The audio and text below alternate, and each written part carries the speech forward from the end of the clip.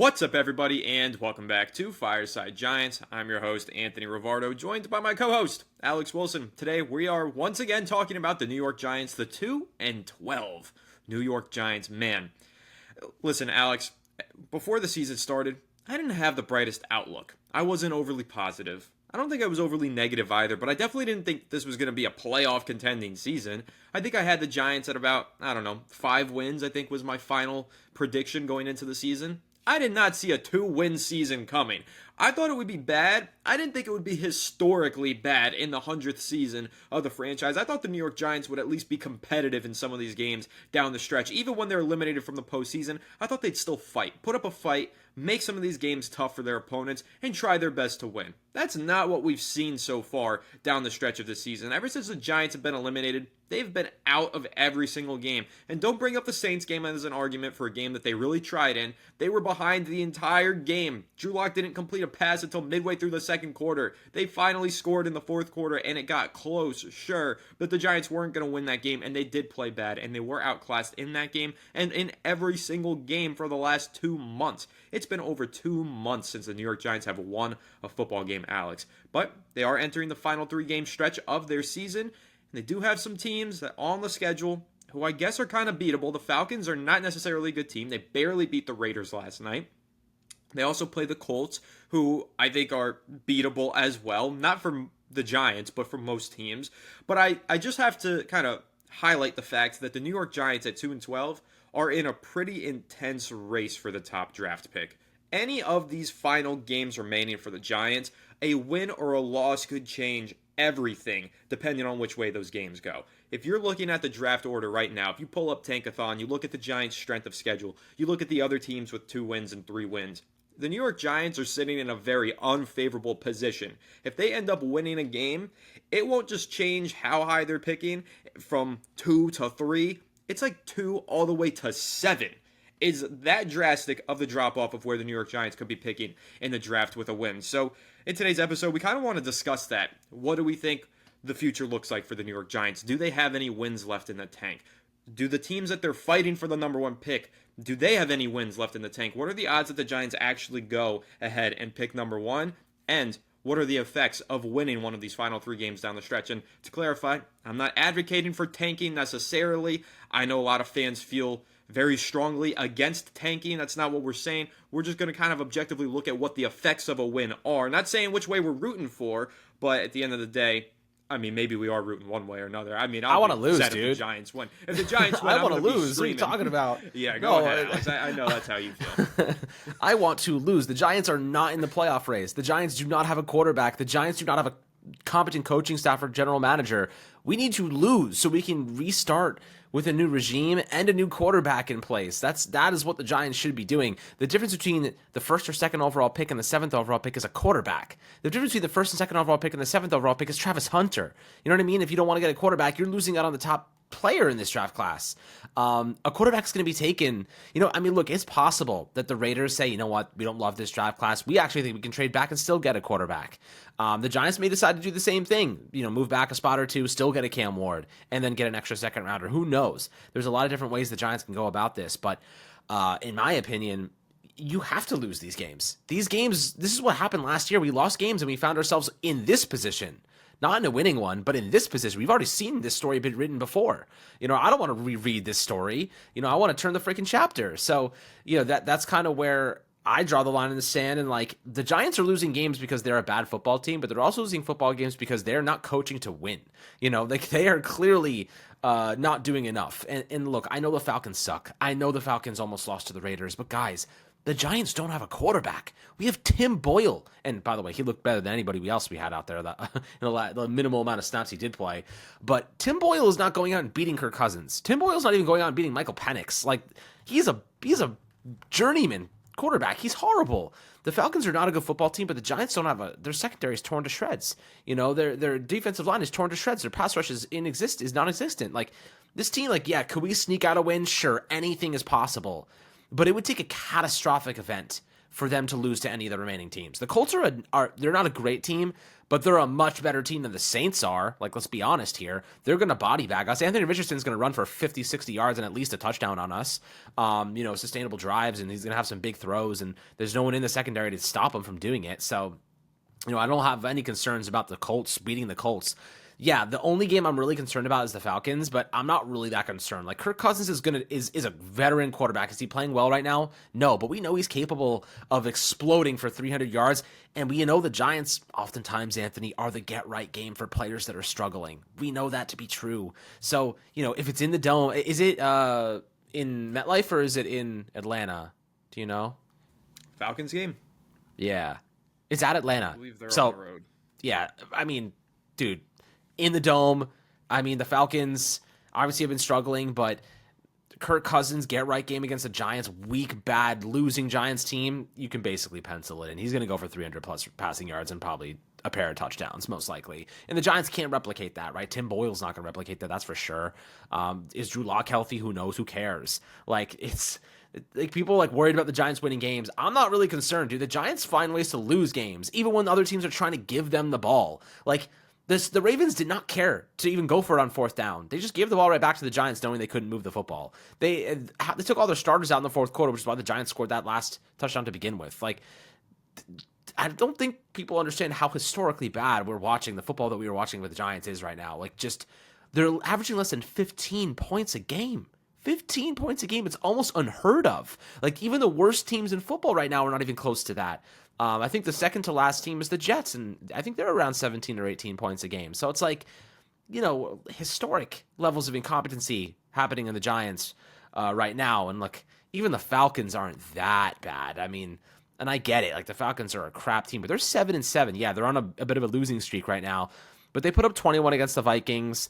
They haven't been scoring many points. They put up 17 against the Saints. That was when they had Derek Carr, obviously. Dude, the Falcons score an entire touchdown more points per game than us. That's how bad we are. We average 14.9. They average 20.9. Bijan's going to kill us. They don't have a good offense, and they average an entire touchdown more Bijan, points dude. than us. They're going to murder us. That's absurd. Do you understand that? 6 extra points per game? That's ridiculous. Dude, Drake London and Bijan alone are gonna tear us to shreds. Why are people worried about this game? I don't know. Things happen. If the Giants won, shit. He does. Of course, but the Giants are get right. 15 points. Yes, the Giants are a get right game. But I'll tell you what, the Raiders are at least competing. The Raiders are playing for Antonio Pierce. The Giants aren't even playing for Brian Dable or Joe Shane anymore. They basically say as much. They're talking about draft picks. They're talking about the future. They're talking about how safe the regime is. And this is a team that's given up completely on the coaches, or at least on the head coach. And the Raiders are fighting. You can tell that defense fights for Antonio Pierce. That defense is trying. But, what can you do? The Falcons are bad, obviously, but I'd be willing to bet anything Kirk Cousins turns it around and has a get-right game in a dome against a Giants team who is shredded with injuries and incompetency. There's a good chance of it, but I don't know. I'm afraid. I am afraid of the New York Giants winning one of these games, and I'll go ahead and explain why. I'm going to take a look at Tankathon and kind of break it down because, listen, if the Giants win one of these games, like I said earlier, you're not talking about picking, you had the second pick, and now maybe you're picking fourth. No, you're talking about going from second all the way down to seventh or worse. The New York Giants currently hold the number 2 overall pick on a 9-game losing streak. The Raiders are in first overall with a 10-game losing streak, but the Raiders have a .538 strength of schedule. Giants are at .550. Among all of the 2 and 3 win teams in the NFL, the Giants have the highest strength of schedule. That means that they have the worst tiebreaker scenario possible because all the other teams with a lower strength of schedule, if you have the lower strength of schedule, you get the higher draft pick. So right now, the New York Giants, if they were to win a game, they wouldn't just fall to the 5th pick, they would fall all the way to 7. The Cleveland Browns would jump them. They need a quarterback. The Tennessee Titans would jump them. They need a quarterback. The Carolina Panthers would jump them. Jury's still out on Bryce Young.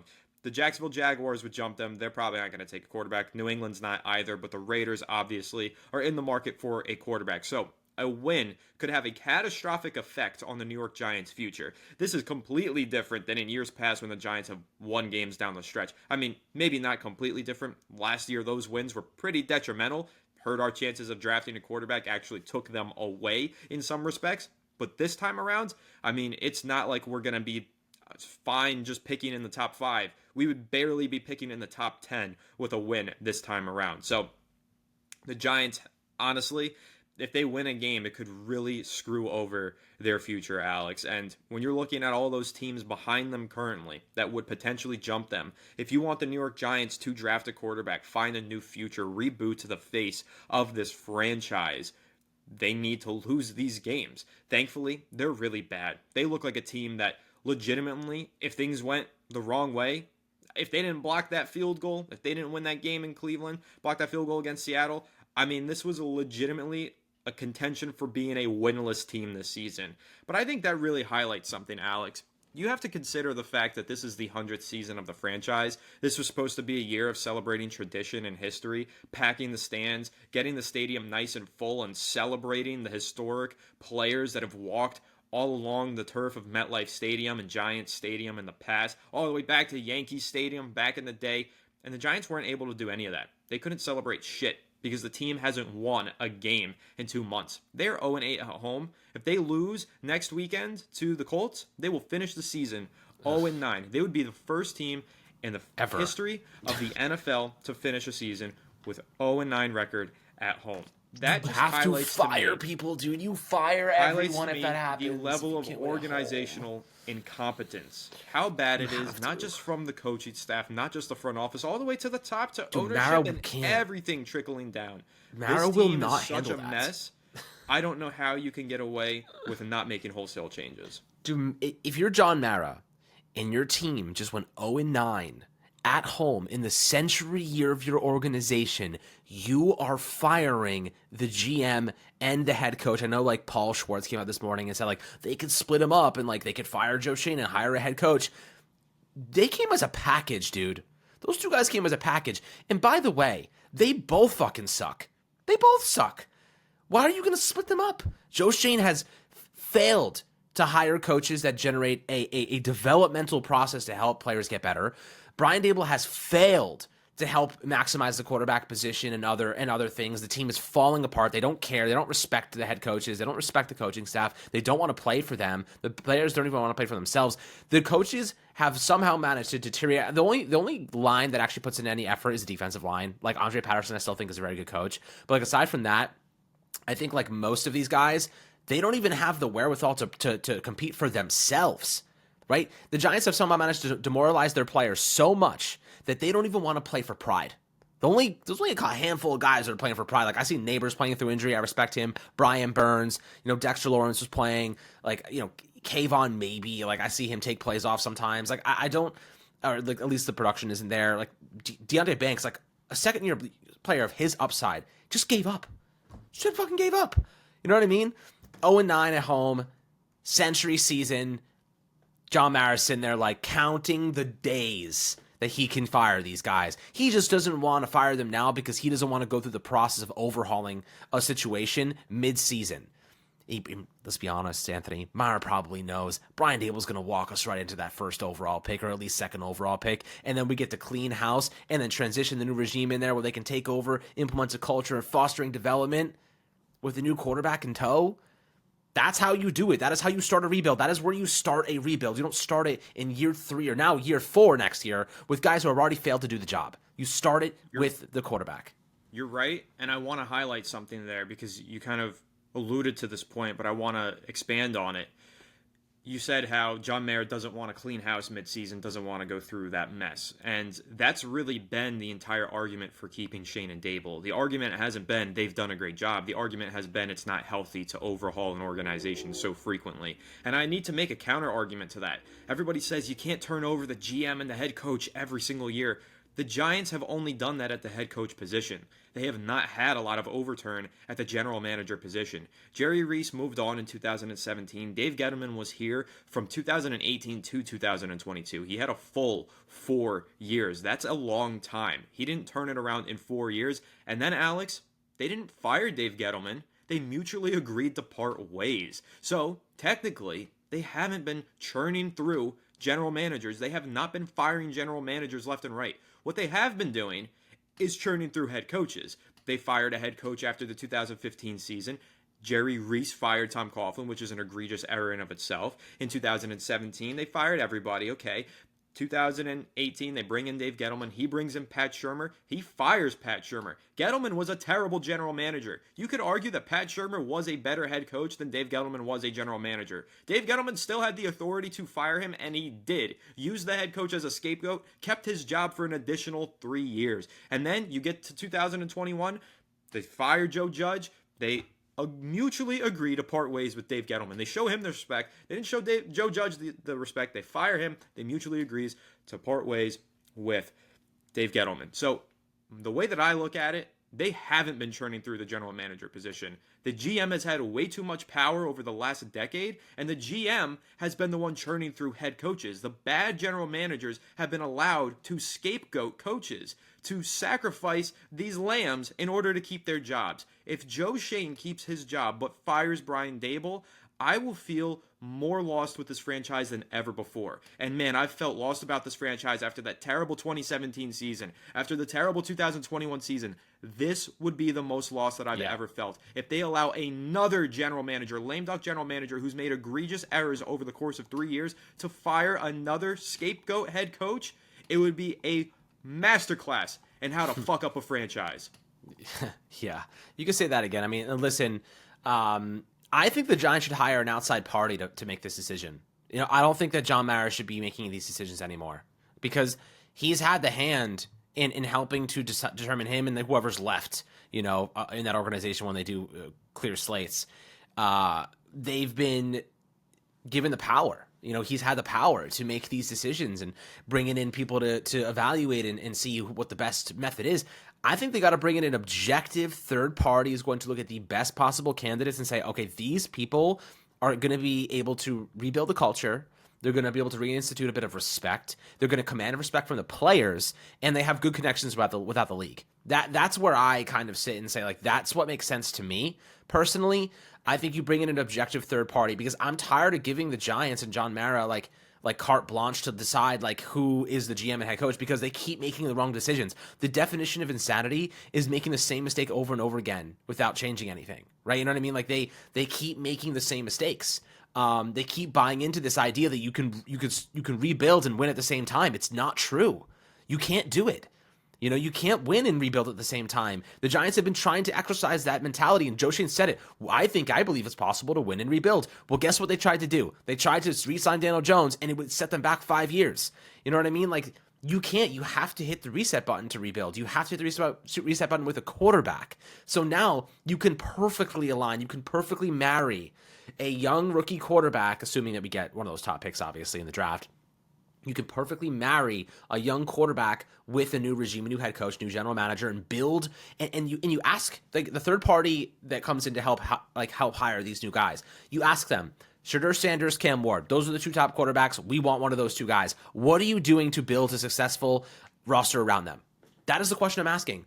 Both of those guys, I want full detailed plans about how you're going to facilitate a developmental strategy for the roster that is focused on maximizing a young quarterback and building around them, whether it's a good offensive line, good receivers, a good defense, good offensive scheme. What is your plan, and who are your targets to hire to facilitate that? That is all I'm asking, because that is how you start a rebuild.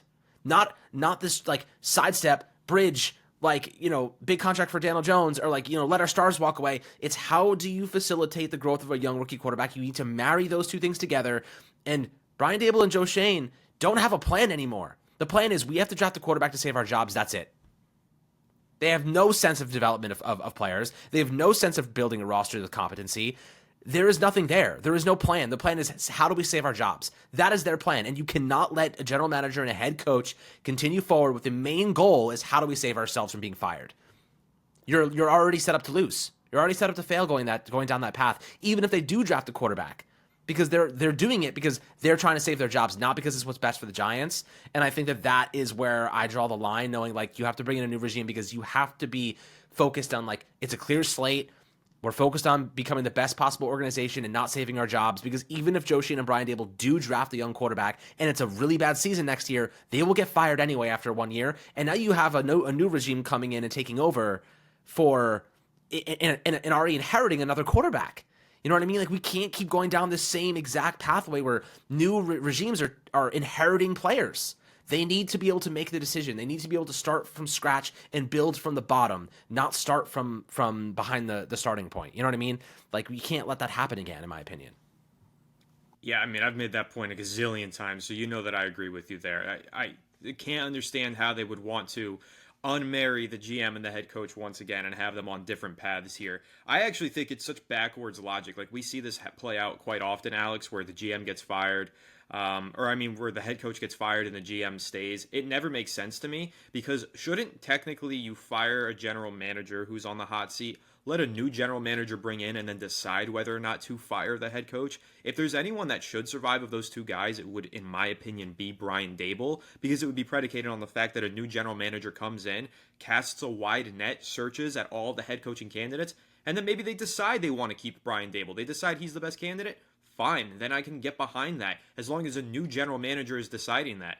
But it shouldn't be Joe Shane and Brian Dable staying in this building together. It should be a new general manager coming in. Like you said, a new president of football ops or business director, whatever it is. Somebody bringing in a new general manager coming in, and then he decides, does this entire coaching staff get nuked? Do we keep a few of these guys? Do we even keep the head coach? Possible, but it's got to be a new general manager's decision. The tunnel vision is what's really hurting and plaguing the New York Giants, and it has been for a very, very, very long time. They've had the same assistant general managers forever, or whatever position Kevin Abrams holds. I don't know. He survived the last 4 regimes somehow. You've got guys who directing the PR have been here for 30 years.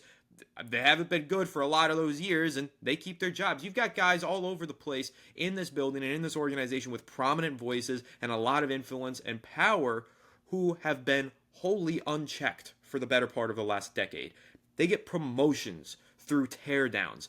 Cleaning house, but these guys get promoted. It doesn't add up and it doesn't make sense. And it is bad operations from a business standpoint. And that's why I do agree with you. And I think that's the primary point to make, Alex. The New York Giants need a new process of hiring these guys. They need to bring in some new blood, whether that be a small minority stake ownership or that be hiring a third party to conduct the search for you. Whatever it is, that's the way that the Giants need to go. Because the way that they've been going is not the right path. We've learned that. Mistake has been made over and over and over. I can't bear to stomach to watch that happen once again. And I actually do want to highlight a comment that we got on our episode yesterday, Alex. I can't remember who left it, don't remember the name, but they kind of mentioned back in the day, like a really long time ago for the Giants, they were on a 15-year playoff drought, and I believe the 70s. It wasn't until ownership came together and decided to compromise. The Mara family would step out of football operations and they would bring in a general manager who had 100% complete of control. That was George Young. George Young was a 5-time NFL Executive of the Year with the New York Giants. He drafted Lawrence Taylor, Phil Simms, all of the legends in the 80s. He led the Giants to the Super Bowls. The Giants won those Super Bowls because of George Young. That didn't happen until Wellington Mara finally stepped back and let somebody else take control. I'm calling upon John Mara to take a look at the history book of the New York Giants, go read through what happened in the 70s and the 80s, how the Giants came to find that initial wave of success, take a page out of that playbook, learn from the mistakes and the corrections that your father made, and redirect this franchise. Learn from the history of the franchise, why it became a successful franchise. Go ahead and implement what you learn and actually make a legitimate change. Stop running things. John Mara needs to step back the same way his father did, and he needs to let somebody else run the organization. That is the only way for the New York Giants to move forward. Family members, friends, connections to guys that you worked with 30 years ago, get rid of all of it. Let somebody else come in and revamp the organization. It's the only way to truly bring in new blood and to truly turn things around and forge a new future of success for the New York Football Giants. Yeah, I mean, we know that, the Giants, obviously, everyone wants to have their say, and there's a lot of voices to be had and heard in that organization in general. But like I said before, they got to hire a third party to make an objective decision for this team, because there's too many voices in that organization that have pull, that clearly, Anthony, do not know what they're doing. They do not know what they're doing, right? Like, they're just completely wayward. And it's unfortunate because this is such a respected organization. And I want to make it clear again, John Mara, I do not dislike John Mara. The dude wants the Giants to be great, and I can't fault him for that. The only problem is that they keep picking the wrong people to get the job done. You know what I mean? And like, we liked Joe Schoen and Brian Dibble when they made that hire because we latched onto the concept and the idea that, oh well, they developed Josh Allen. What can he do with a quarterback? What can he do? What can they accomplish? I'm not falling for the bullshit anymore, Anthony. I'm not. I can't fall. I've learned what it looks like to buy into false optimism and false hype. You know, whether it be this guy developed this person, he's going to be great. This person did that, he's going to be great. The past is the past. You know what I mean? The Giants need fresh blood, but they need experience at the same time. I think that they keep going in the direction. Every single head coach they've gotten has been a new head coach. Like Pat Shurmur, Joe Judge, Ben McAdoo, Brian Dable. They're all first-time head coaches. All of them. Shermer had prior experience. Right. But it was an interim, right? No, he had prior experience. Oh, okay. Well, who was it? The Browns? He was a head coach for a second. It was an Broncos. AFC team. Broncos. Yeah, one of those two teams. What was it for a year? 2 years? Do you remember how long it was? 2 years, and then he failed. 2 years. Okay, so successful OC for the Vikings. Right. Failed So they brought in head coach a once guy again for the that Giants, was. but They brought in a head coach that failed previously, so that doesn't help much. But I'd like to bring in a guy that maybe has experience head coaching at a successful level, maybe. I mean, it's easier said than done because that's hard to find. But I get it. Like, I know the Giants keep trying to take shots at new head coaches with like a fresh slate. But I was going to say this before, and it just came back into my mind. Did you see the picture before and after of Brian Dable when he was hired, and then what he looks like now?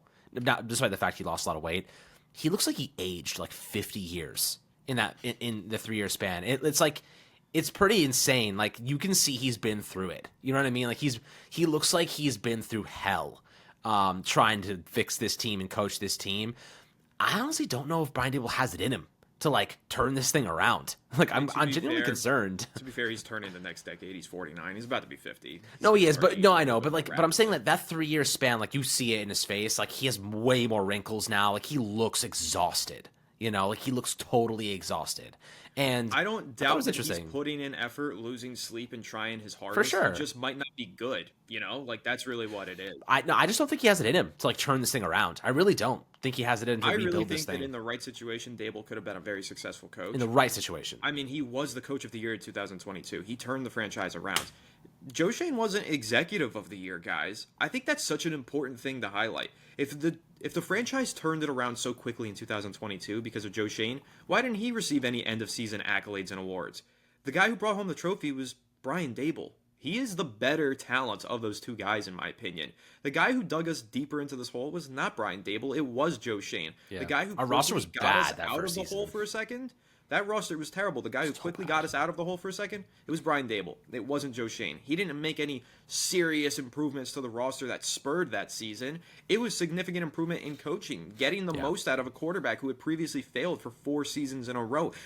Turning a running back who'd been injured and misused for the last 3 years and returning him back to superstardom, getting the most out of a defense and an offense that had previously been devoid of talent. That was Brian Dable. He deserves the credit for that 2022 season, far more credit than Joe Schoen does. That roster was still a mess, and Dable found ways to win with it. He can't find ways to win with this one, but you know what? That's because this roster is even worse. This team has gotten worse year in year and year in. So I really put 90% of the ownership of all of this mess on Joe Schoen. I really think that he has dug this team into a hole. And guys, yeah, we've praised him for a lot of things in the past. He did a great job with the salary cap to 2022. He moved some things around, got rid of some players. He fixed a lot of stuff on the books for this team.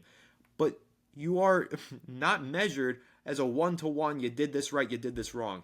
Every mistake and every right move that you make, all of these decisions are weighted on a different scale. And when you miss on a quarterback like Joe Schoen did when he signed Daniel Jones to that contract, the weight of that mistake is far greater than the success of, oh, you got Darren Waller's contract off the books really quickly. You know what I'm saying? There's a big difference in how drastic of an effect those two things have on your team. So even if the process was right, even if he's made more good moves than bad moves, the weight of the bad moves are far more dense, far more significant than those good moves. And that is ultimately how a GM gets fired. It's not based on how many good things he did versus how many bad things he did.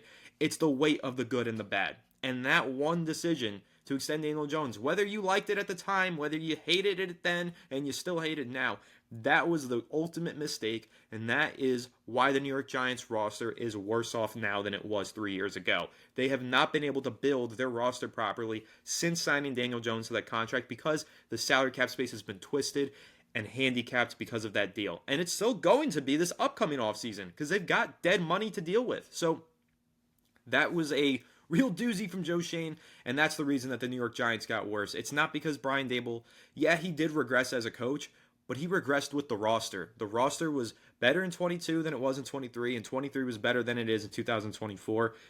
And that's ultimately why the New York Giants are in this hole. You can't build and win or rebuild and win. Yeah. You have to blow it up and actually start from scratch. And the New York Giants, I said this a few weeks ago, I'll say it again, have a very rare opportunity right now where they might have a number one overall pick, no quarterback on the roster, and can bring in a new regime. That is starting from zero. Starting from zero doesn't look like hiring GM while you still have a franchise legend quarterback with a year left on his deal, like they did with Eli Manning, Dave Gettleman. That's not starting from scratch. What they did with Brian Daboll and Joe Schoen coming in at the same time, that was closer because they brought in a GM and HC at the same time, but they still had Daniel Jones in a contract year. That's not starting from scratch.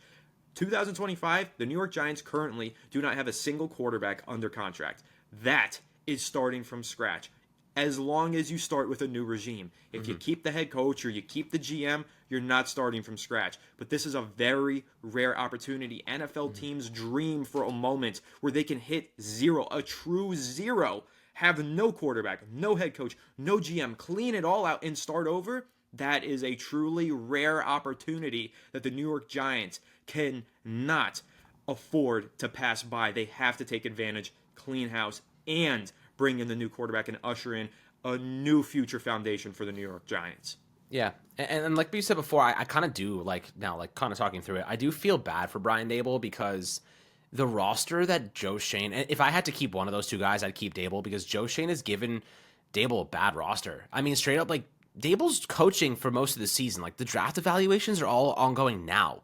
You know, as the college season is unfolding, Daboll's not there watching the college prospects. He's seeing the film after, and he's helping, give his input. But the scouts, the assistant GM, Shane, their job is to keep building the roster, doing these draft evals as the season is ongoing, while Daboll's handling the team, And so a lot of these decisions from the draft perspective comes from the general manager, comes from the assistant GM, comes from the scouts. And all of these players that they've given to Brian Daboll, they're bad. I mean, we're talking about they let all the best talent go, and then they're asking third, fourth, fifth round picks to step in and be starters on day one. Good teams do not do that. Good teams do not give head coaches mid-round picks to be starting in key positions on day one. It just doesn't work that way. Normal, competent teams do not run teams like that. They don't let their best players go and then replace them with fifth round, fourth round picks, right? Like, it just is not supposed to work that way. And then not to mention, Daniel Bellinger was a fourth round pick. He didn't work out according to the Giants, so they went and got Theo Johnson with a fourth round pick. And then the running back, let Saquon go, they fill him with a fifth round pick selection. You know what I mean? Like, they're just turning over their best talent with late to mid round draft picks, and it's like, and then Tyler Nubin, second round pick, you replace Xavier McKinney with. Like, this is not sustainable. You can't build a roster that way. So we've learned a lot, Anthony, in terms of how we think rosters are being built and what works, what doesn't work. We've learned a lot because we agree with some of the decisions that Shane made. But now I think we can say in hindsight, like, we learned our lesson too. But he's the one making millions of dollars to make the decision. So he's supposed to get these things right and not catastrophically wrong. So, I do feel bad for Brian Daboll in this instance because he's been put in a bad spot with a bad roster with minimal depth and inexperienced players. Like, he looks around that roster and half his team is in a rookies or second-year players. Like, he has no leaders on this team. They're all gone. Injured, gone, done, cooked. Like, how do you be successful with that? And how are you supposed to have a disciplined team with so much inexperience? I feel bad for the guy, honestly. I do feel bad for the guy. I said that a few weeks ago, and the more that I've watched this, every week that's passed by, I have felt more strongly about that. I feel like Brian Daboll was dealt a very shitty hand. I mean, I don't think when he took this job, he thought, yeah, I'm going to take Daniel Jones to the promised land. I'm going to be with him for the next 6 years. And I think that when that offseason came around and Joe Schoen made the decision to extend him, that was pretty much handing Brian Daboll a bad set of cards. Right? That's how I feel about it. So I think that was a real missed opportunity. I think the New York Giants are way worse off because of it. I think if it was up to Dable, he would have done everything that he could to draft a quarterback this last offseason. I'm sure that he would have taken one of those other guys as well. In those Hard Knocks episodes, he didn't seem fully convinced about taking a playmaker to pair with Daniel Jones. He seemed like he just wanted to take a quarterback. But ultimately, Giants have Neighbors. They'll be better off in the future for that as long as they can find a quarterback to give Neighbors the ball accurately, on time, and consistently. That's going to be the number one priority and mission for the New York Giants this offseason after they figure out who the fuck is going to be the head coach and general manager of this team. And we will find that out shortly. Should only take the next 3 weeks. Maybe it's the first week of January we figure it out. Maybe it's Christmas Eve. I don't know. Who knows? That would be pretty messed up if John Mara made the decision. Day after the season ends. It's going to be after New Year's, I think. It'll be the day after the season ends. We'll know. That's what I think. Because why wait? Black Monday. You want to have as much possible time as possible to get the right people in place. I know they can't interview anyone that's in the playoffs, which usually is a lot of candidates, but I think they probably want to turn it over, right? The argument would be then, why don't you just fire them now? Or why don't you fire them? I think it's just because, you had a long week coming out of Thanksgiving. Why don't you fire them on the upcoming, I think more after instability. Monday, the holidays now. I'm serious. The holidays are going to prevent the Giants from making those firings. Yeah, so that, but also at the end of the season. The instability of firing them now and then scrambling to fill those jobs. It's like, then you really have a situation on your hands that could deteriorate further. Because then the players on the roster currently, right, the players that are currently going to be here next year are now looking at ownership like, you're further making this more difficult for us. Now we have to adjust to new coaches. Like, we're like 3 weeks away from the season ending. I don't see it that way. I see it more as now you get to have a preview look at one of your in-house coaches. You get to see how they take on some challenge like that. Maybe you do want to retain that guy. Maybe not. That would be up to the next GM. But also, it gives those players in the locker room, okay, now I have to show up and show out. Now I'm really playing for my job. Even if I am under contract here for the next 4 years, doesn't matter. I still have to show up and show out because what I'm putting on film in these final 3 weeks, the new GM is going to take a look at this and decide whether or not I am going to fulfill the obligations of my 3-year contract. So I think there are some positives and benefits. But again, it's too close to the holidays. Like, legitimately, I think that is the problem. If I'm John Mara, there's no way in hell I'm firing Joe Schoen a day after Christmas. You know what I'm saying? So the Giants are going to have to wait until the end of the season now. The New York Jets, on the other hand, if you're looking across the stadium, they've been on their GM search for weeks now. They're bringing in former general managers who are no longer in the NFL right now, but they're bringing in guys who, it's more names to add to a list, basically. They're casting a very wide net. They're going to get a huge sample size. And what that does for you, even if you're bringing in a guy like Louis Riddick, I know they're bringing him in, the ESPN analyst, even if they bring that guy in and they're like, yeah, there's no way we're going to hire him, at least they get a sense of where's this guy's talent at, and then when we meet a legitimate candidate that we do want to hire, how different are those two guys? You get a real good sample size, and you can compare and contrast all of your candidates in a really objective manner when you bring in more candidates. If the Giants only bring in 2 to 3 guys at the end of the season, they're not going to have as great of an idea as to what they're looking for in those candidates as the Jets will for going through the process a month in advance. So that would be my argument for it. That's why I think the Giants really should have got it done sooner rather than later. However, you did mention this earlier in the episode, Alex. It's possible that John Mara is aware that if they keep things in place right now, the losing will continue and the Giants will have a top draft pick. And ultimately, that's what we are hoping for. So yeah, it is. And also, he's paying these guys a ton of money because they were on 5-year contracts. So it's like, oh man, it's just a tough situation to be in if you're John Mara, because like on one side it's like, I don't want to go through this again, but if I'm John Mara, I'm firing these guys and I'm hiring a third party to make this decision for me objectively, because Mara gets caught up in plans about players, like, oh, we're gonna do this about Daniel Jones, we're gonna do that, like Saquon Barkley, like these big names, but the Giants are devoid of major talent right now, right? Like, you're not going to come in here with a plan around Daniel Jones. You're going to come in here with a plan to build and facilitate growth around a rookie quarterback. And like, I want to hear what other people have to say, right? Like, I want to hear what other GM candidates are going to come in and say, how do we grow and develop and facilitate a strategy to succeed with a new rookie quarterback? And there's got to be one of 10 different candidates that's got a better plan than Joe Schoen. And to be quite honest, if I was John Mara, I'd be going up to Joe Schoen right now and saying, what is your plan? What's your plan to develop and facilitate success around a rookie quarterback? I want to see it in detail, because if you don't have a plan that I like, if you don't have a plan that even resembles competency, And I think that's the right direction. I mean, he won't do that probably because I don't think you can trust him to begin with. Don't even give him a chance to talk his way out of this at this point. Well, it's not even that. It's not that. It's I don't trust John Mara to know what a good plan looks like. That also is true. So John Mara going up to Joe Schoen and saying, "What's your plan? It better be convincing to me." I don't give a fuck about convincing John Mara. John Mara will be convinced by everything. He's been convinced by the most bullshit of the bullshit from Dave Gettleman in the past and Joe Schoen most very recently. So it's not. It shouldn't be John Mara asking for these plans. It should be somebody else. Like you said it earlier, and that's the final point I think we should end on. The Giants need to bring somebody else in. I said it earlier when they brought in George Young back in the day. That changed the franchise because it was no longer ideas being pitched to the Mara family and they decide. It was being pitched to somebody who's actually in control of the organization, and that's what the New York Giants need. I don't care what John Mara thinks about Joe Schoen's draft plan. Joe Schoen's draft plan doesn't work, and John Mara's been greenlighting it for the last 3 years. So you need to pitch those ideas to somebody else, and that's ultimately how we're going to bring about new change, like I said earlier and like you said. Giants got to bring in some sort of a third party. Whether it's a third party like what the Jets just did, where they're bringing in a company that objectively looks at the data and brings in GM candidates for them, sure, maybe you go that route. Or you actually bring in somebody in a position that you hire to make those decisions going forward. It's not going to be easy. It's very tricky. And John Mara is going to have to swallow a tough pill. But that's really the way that John Mara is going to turn his franchise back into a winning one, in my opinion. That is the only way forward. So that's how I feel about it. Yeah, I mean, look, I think soon enough, Anthony, will have to start looking at the top options to really consider as GM. I know a lot of people love Ray Agnew, the COO assistant GM, the assistant GM for the Detroit Lions, and how they've built that roster. Of course, they're kind of decimated by injury, which is unfortunate. But he's going to be a really, really, really attractive name. I know the Raiders probably are going to need a new GM. Like, there's a bunch of teams that are going to be in the mix here. But there's a lot. There's a lot of different options.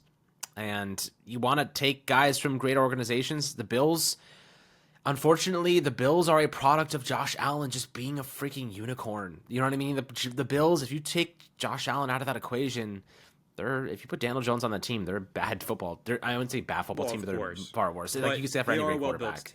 They're a well-built team. No, they are. But having a great quarterback makes everything easier because he elevates everybody. That's true, and that's what we were hoping for the New York Giants. They just never got a great quarterback under Shane and Dable. And that doesn't mean you give these guys more time to find the quarterback, Like, that's something that people don't understand. They're like, these guys got to go ahead and have their opportunity to take the quarterback. Well, they've had an opportunity. They've had 3 years, full years, to find that quarterback. They chose not to utilize that opportunity. That's on them. That's borrowed time. I don't care. Move on. Let somebody else have the opportunity who will actually take advantage of it. There's one guy that does pique my interest, and people may not like it, but his name is Will McClay, VP of Player Personnel for the Dallas Cowboys. And the Cowboys have a ridiculous amount of talent. Like, they are really good at finding talents. This is so funny. I was literally at the bar on Saturday night with my buddy who's a Cowboys fan, and he probably went on a 10-minute rant about how much he loves Will McClay. That's the only reason that I know the name that you just said. Because my buddy, shout out to you, Dan, just went on the craziest, most passionate rant about Will McClay. But I don't think he's going to be an option for the Giants because the way that he was talking about him, he's a big Cowboys fan. The Cowboys are about to let him take on a larger role. Is probably if they don't, the Giants. I'd give him a one of the blank best check, drafters dude. In the NFL. My friend was pulling up stats CeeDee and everything. Lamb. He was like, in this year, Diggs. Will McClay took over drafting, and look at all the Pro Bowlers that came. I would give him a blank check, man. I give him a blank check, man, because you're like, this dude knows what great talent looks like. He knows what it looks like, and he has.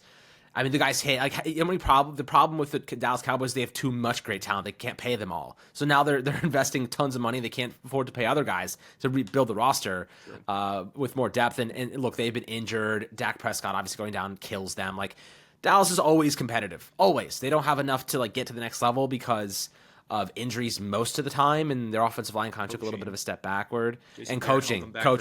Yeah, Mike McCarthy, Garrett. The Cowboys have had a Super Bowl worthy Yeah, roster. their personnel is numerous insane. times Insane. in the last 2 decades. The Giants have not had that once. Like Agreed. that's really well, not over the last 2 decades. Over the last decade. Last 2 decades, we actually won some Super Bowls. Cowboys didn't. So Will McClay is a name to keep an eye on.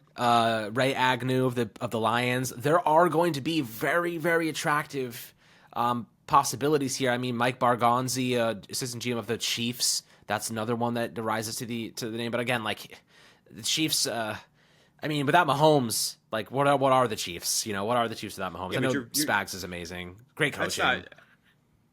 The Chiefs have had great players, stars all over, but like the they have place great coaching, elite coaching. Yes, you know what I mean? They have one of the greatest coaches of all time. But I don't know on how both sides of the ball.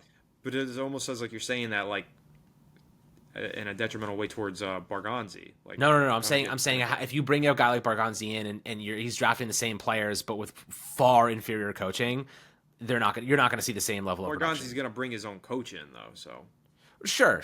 What I'm trying to say is like you're not getting Spags and Andy Reid. You're getting probably half of that from anybody else. You could maybe get Spags as a head coach. Maybe he comes back to the Giants. Possibly. Maybe Bargonzi Spagnuolo is maybe we just found it. Maybe we found the future. Ugh. See, but this is what I don't like. I don't like bringing two guys from the same team because then they're like a package deal, you know. And like you have to fire both of them. I guess that's fine. I'd rather just fire both than have to like mix and match, you know. I like Will McClay. You know, I think that he's a really good one. Ray Agnew, Detroit Lions. I mean, they draft studs. They find Ray stupid Agnew, value though, because I thought Agnew was the DC. No, you think Jamal Agnew? Aaron Glenn is Aaron Glenn. DC. Yeah, but that's Jamal Agnew. He's a player. He's a player. Would bring in Ben Johnson or Aaron Glenn. So it's like if you get Ray Agnew, I would do that, dude. I would do that though. Yeah, Ben Johnson. Said you don't want guys from the same team. Yeah, well, you're usually getting guys from the same man. team. Is my point here. You're gonna get guys from the same team. That's especially because like Adam Peters, especially if it aligns.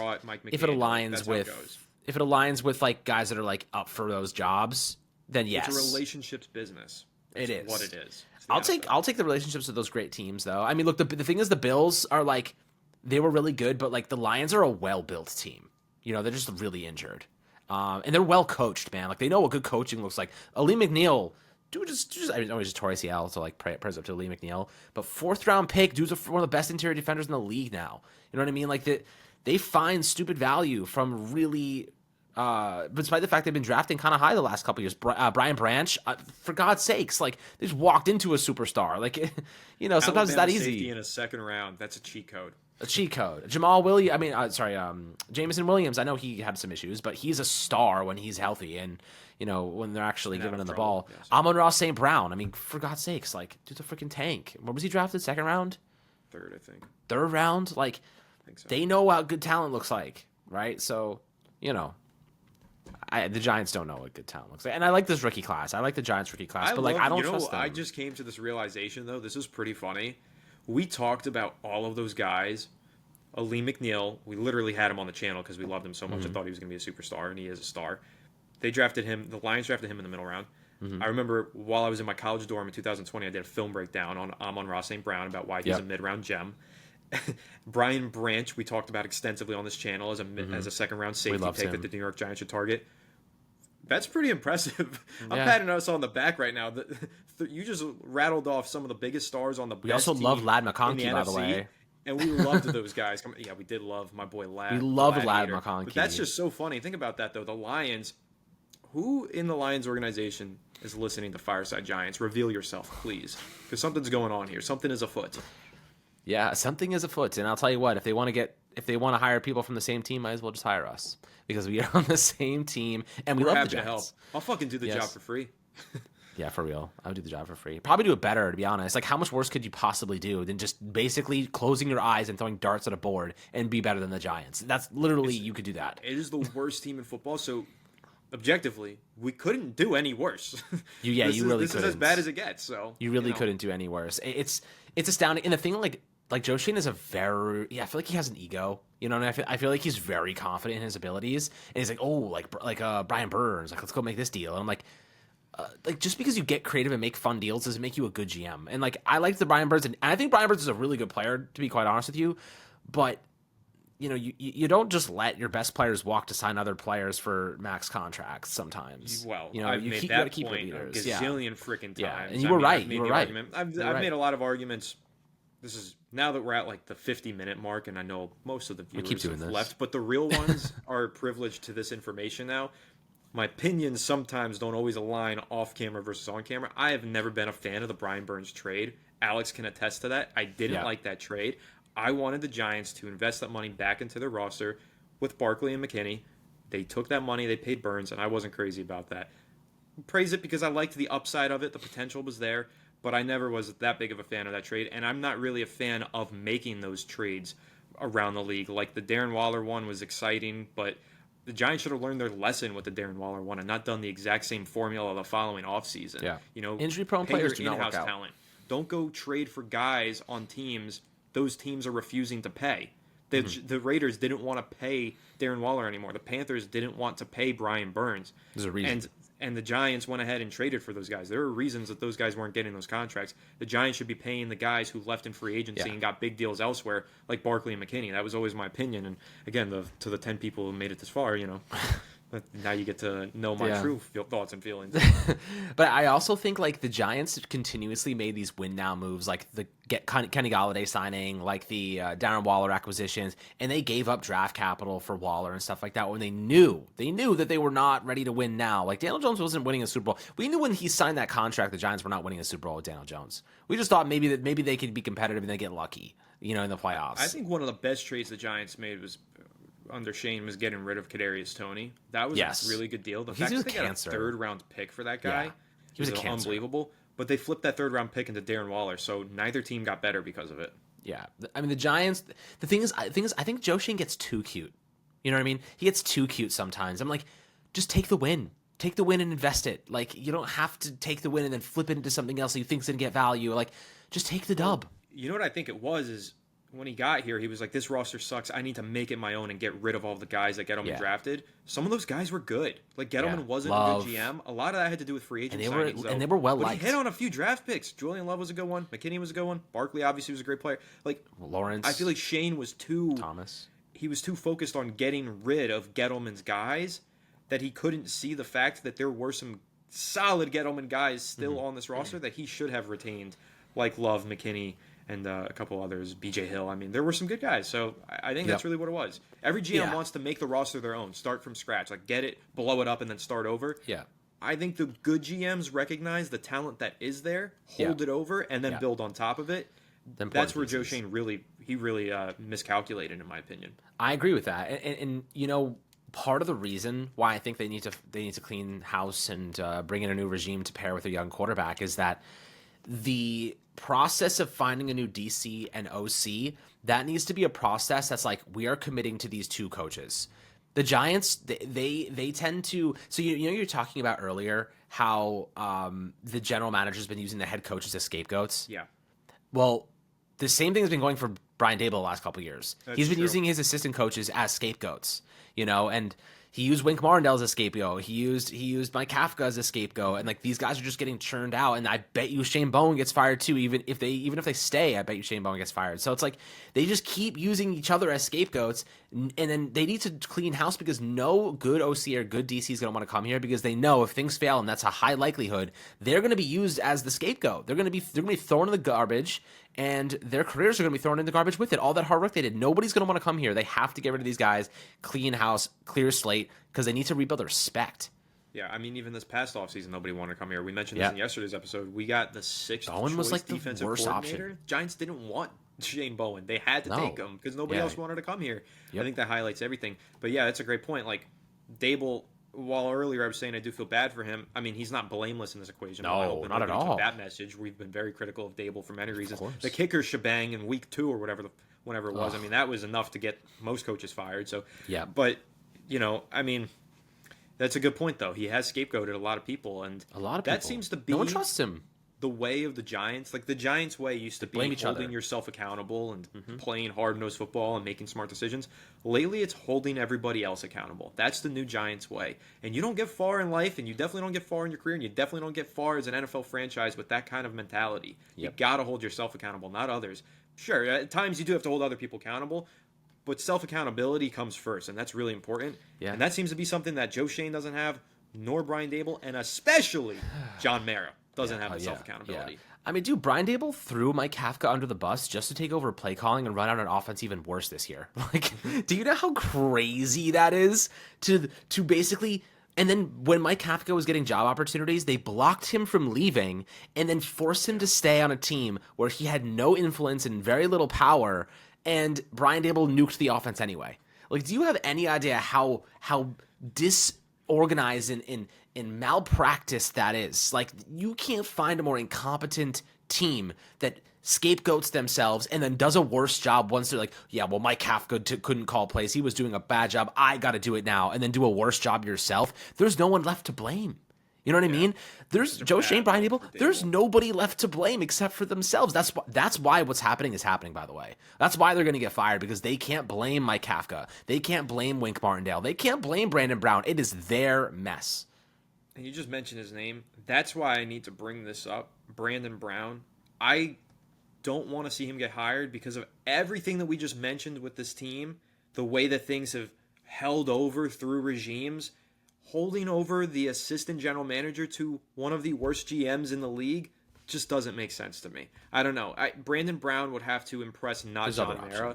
They would have to bring in a third party, and Brandon Brown would have to blow that third party away, and then I can get behind Brandon Brown. But if John Mara is doing the interviews and he's just hiring a guy who's been in the building for the last 3 years, I will feel, again, still lost. I will not feel like the Giants made any significant changes. So they got to go outside of this building. They got to bring in a new bloodline. And to that point, Alex, I know we're really pushing the length of this episode, but to that point, for the new bloodline, Brian Dable, while yes, was new bloodline, I mean, do you know why Joe Shane and Brian Dable got these jobs? It's because Brian Dable used to coach under Bill Belichick, and Joe Shane used to run a GM or used to be in a front office that had influence from Bill Parcells. That's why these guys got these jobs. This time around, the Giants should make it a point to hire nobody who's ever worked with those two men in their life. They need objective talent evaluators to come in and help them decide who the future of this team is going to be, because John Mara can't be trusted to make these decisions anymore. It's a relationships business. I said that, and I understand that, and it's true. This time, the Giants need to find their relationships, cut them off like a dirty ex who cheated on you, dirty, in a complete new direction. Filthy. That's what they got to do. Yeah, they're filthy X, man. Yeah, and John Mara, the fish stinks from the head up, from the head down. Like John Mara's got to be the one to self-reflect and say, I'm making mistakes here. What can I do to change? And he's got to hire a third party to come in and help go through this process of elimination, because right now he can't be trusted with these ridiculous connections from the past, and you just can't predict these things. You need an objective voice to say, these guys, they did this, they did that well. I think that right now, it just comes down to, you got to shake it up. You got to change. You got to if you fail trying to do something different, I can understand that. But failing doing the same thing again, I can't stand by and watch that again. You know what I mean? Think about when they hired Gettleman. We can probably end on this one, but think about when they hired Gettleman. They needed a letter of recommendation from Ernie Accorsi. Ernie Accorsi hadn't been the GM of the Giants in 10 years at that point, or 8 years or whatever, and was probably pushing 90, maybe 80s, 90s. Like, I mean, it's crazy who John Mara puts his trust into. Like, I understand Ernie Accorsi is a legend of the New York Giants, former GM, drafted Eli, all of it. I understand it, but seriously, you just have to look outside of this organization for once, not rely on your friends and your loved ones. Rely on data. That's what the Giants need to do. They need to bring in a third party that relies on data. And I got one more point. I got one more point to make before we wrap this up. I'm sorry, because they keep coming. But in the past, when the Giants did hire head coaches, GMs, whatever it might be, not often were they already in a position where they were able to draft a quarterback. They were inheriting, like Dave Gettleman inherited Eli Manning, right? Joe Shane inherited Daniel Jones. Like they were already dealing with situations established at quarterback. You have a chance to pair a GM and a head coach with a rookie quarterback on a rookie deal and rebuild the right way with a clean slate. A clean slate.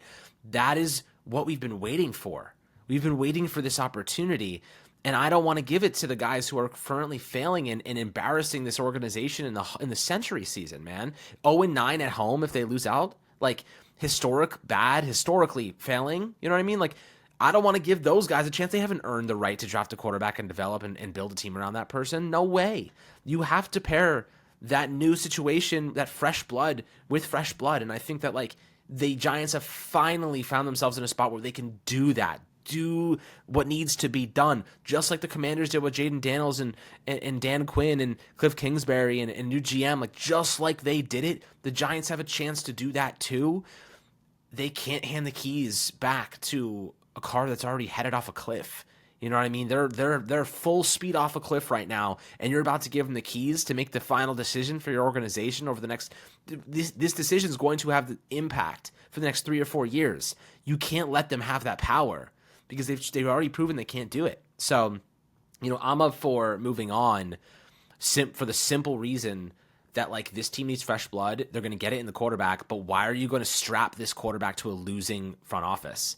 That's crazy. It's like strapping the quarterback to a rocket ship that's bound to implode, bound to not make it to the atmosphere. It's like, why would you do that? It's just basic logic to me. You're right, and it's basic logic to me too, and I agree with you. And I'll make the point to that point that I have, and then wrap it. But I will say, Giants fans like to argue, well, Shane and Dable haven't had the opportunity to get their quarterback yet.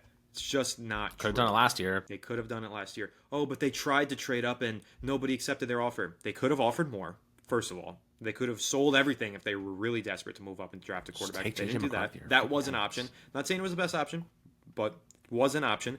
Or at number 6, they could have taken Michael Penix Jr., who went 8 anyway, so it wouldn't have been a crazy idea. Giants fans were like, oh, he's going to be a second-round pick. He's not worth it. He goes 8 overall. Giants got Travis Hunter right now. Right. You're right, that's true. Or they could have taken McCarthy, who ended up going 10 overall, or Bo Nix, who is an Offensive Rookie of the Year candidate. Cooled off, sure, recently, but still a good quarterback. And I'll make that point just to say, like, look at what the Falcons did. New regime comes in. They signed Kirk Cousins to this freaking ridiculously expensive deal, and they still take a quarterback. Why? Because they had an opportunity to, and you don't pass that opportunity. So if you're saying that Brian Dable and Joe Schoen haven't had the opportunity, that's wrong. They have had the opportunity. They forewent their opportunity. They could have taken a quarterback. They chose not to. Look at what the Falcons did. They know when you're picking that high and you've got a quarterback that you like, you have to take the quarterback. Even if you've got a quarterback on your roster, got to take the quarterback anyway to set yourself up in the future. The Giants chose not to do that. Well, that's why they're in this mess. The Falcons are in a big mess too. But they have hope for the future because they have Michael Penix on their roster. Giants don't have that hope for the future. That's the problem. The Giants did have their opportunity. They forewent their opportunity. They don't deserve to have another year to find that opportunity. That's my objective final take. It's a damn good one because the Giants could have used Daniel Jones as a bridge. That could have been the plan. That he could have been the bridge. He would have failed anyway, and they would have had a quarterback developing, sitting, learning, and preparing for the future. And Brian Dable and Joe Schoen's job would be safe. And we said they were running. We said it when they decided not to take a quarterback. They are playing a dangerous game. They are running a massive risk because if Daniel Jones flops, and he has and did, they're going to get fired. And they played that card. They played with their own money. And you play with house money. You don't play with your own money. And that's really what happened. They lost it all. They went all in and they lost it all because now they would have been in a spot where they had J.J. McCarthy or Michael Penix sitting and waiting and learning, and they probably would have been a bottom 5 team anyway and still would have had a chance. They could have got Will Johnson or they could have got Travis Hunter. They could have traded back to a team that wanted a quarterback. They would have been positioned perfectly to maneuver and operate. Now they're in no man's land, and Joe Schoen and Brian Dable are likely getting fired. And they went all in and lost. And, that's what happens when you're a GM. He said, Joe Schoen said, scared money don't make no money. Dude literally did that to a T. He literally went all in with his money and failed miserably. So, don't take that advice. Be smart with your money. Don't go all in on stupid bets. Do the smart decisions. Protect yourself. Prepare for the future. And don't only think about right now. Because the Giants thought about right now and didn't prepare for the future. And now there is no future until we find competent head coaching, competent general managing. Yeah, great life lesson there. Next time you're looking down at your phone and you got the FanDuel app open and you're like, scared money don't make money. Let's lock in this parlay. Yeah. Don't do it. Don't do it, man. Don't do it. You're gonna lose. Take the straight bets. It's take the straight. Don't even bet, dude. Don't even bet. Don't even unless you're on Bet US Bet. But like, don't bet. Unless you're Just take the free money. Take the bonus money. Bet on that. That's house money though. Take the freaking bonus money, the match, the free $2,000 match. Use the house money. Take your shit out, and then don't lose your own money. Yes, Simple it's shit. It's fun to bet. Betting's fun, and it's a great idea if you're responsible about it. But if you're making risky bets, you can get hurt, and that's what the Giants have done. They've made risky bets, and they haven't paid off. So make the safe bets, take the straight bets, hedge your bets, all that stuff. Giants, that's one thing they definitely haven't done is hedge their bets. That's for sure. I mean, look at McKinney go. Drafting a quarterback would have been. Newbin, he starts. There's no hedge of a bet there. So the better way to do that was to bet on McKinney living up to a big contract and taking Newbin. You hedged your bet with McKinney. That's the way to do it. Yeah, so. that is Or a signing Jones to that contract and still drafting a quarterback. Still draft a quarterback. That's how you hedge your bet. Hedge your bet by drafting a quarterback, because if Daniel Jones fails, you already have the hedge. But if you don't take the quarterback, you're literally cooked. Like, you're done. You're dead. They did not. And then they signed Drew Lock. This boils down to economics, basic economics. Joe Shane, I don't know if he ever took Econ 101. I took Econ 101, so that's where I'm getting this knowledge from. I don't know if he took that class. I don't know about his education, but clearly he needs a refresher on Econ 101 because this is basic economics. Hedging your bets. You have to prepare. You have to protect yourself. And they went all in on a freaking Daniel Jones. They went all in on Daniel Jones. God, like everyone knew, like, don't go all in on Daniel Jones. And not even after the contract, like, screw the contract. They went in all in on Daniel Jones last offseason. After they signed the contract, after they knew he already tore his ACL. You know what I mean? Like, they already knew he tore his ACL. They still went all in on Daniel Jones. That is a fireable offense in of itself, not protecting yourself, taking a quarterback anyway. They could have traded back, got Penix or J.J. McCarthy and added a second-round pick, walked out of the second round with one of those top receivers in the second round and probably an offensive lineman, and would have been so much better off. Or if they didn't make that Brian Burns trade, they still had Xavier McKinney and Saquon Barkley on the roster. Could have got and Lassiter. An extra second-round pick.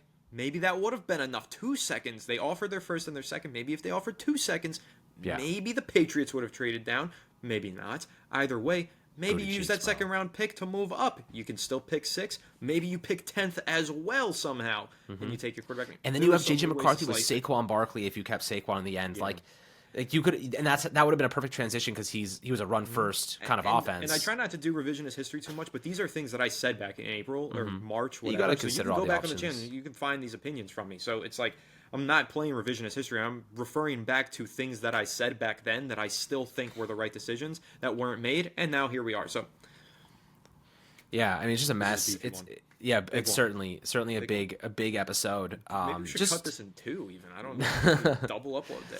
I don't know, man. And just like having good conversation about it, because like this is how we figure out the path forward. And I think like we're objectively on the same wavelength. Like they need to fire the regime in place because they have to pair a new regime with a quarterback. That's how the Commanders did it. That's what the Bears should have done. I mean, Brian Poles in like a better head coach. Like I think that you if you could manage to get a Ray Agnew, if you could manage to get a Will McClay, if you got lucky and you managed to get one of those 2 guys, you are in such a better spot than you were before. It's not even close. And you know, the Giants just gotta be risky right now, but there's nothing to lose. You know what I mean? Like if they stay the course with what they have, they're destined to probably fail. Their chances of failing is astronomical. If they turn the page, you know, fire everybody, pick up the pieces, and hire new guys, hire new people, they're going to have a better chance of succeeding. You know what I mean? Like just by the simple math, because of what the Giants have done. Like we know their chances of failing are very high. So I don't know. I think most people are in the same boat as us right now. Like most people kind of have the same opinion. I think even the people that were like, yeah, maybe we should keep them. Like watching this team, like, do we have Tim Boyle starting for us, bro? Hey, like, maybe we can convince some people in this episode. I don't know. So I don't know, but you know, getting to the afternoon, I got to start my preparations. I got a football game to play tonight. I'm an actual championship-winning quarterback, so I'm going to go start getting ready to focus on that. So let's wrap this one up. Make sure to leave a like if you enjoyed, subscribe if you're new, ring the bell. Listen to us on Apple and Spotify. Leave us 5 stars. Comment down below and follow us on social media at Fireside Giants. And without further ado, we do hope that you enjoyed this big, beefy episode. This was a long one. Spiraled out of control like the Giants season. But I had a lot of fun with this one. Catch you on the next one. Have a good one, and let's go Giants.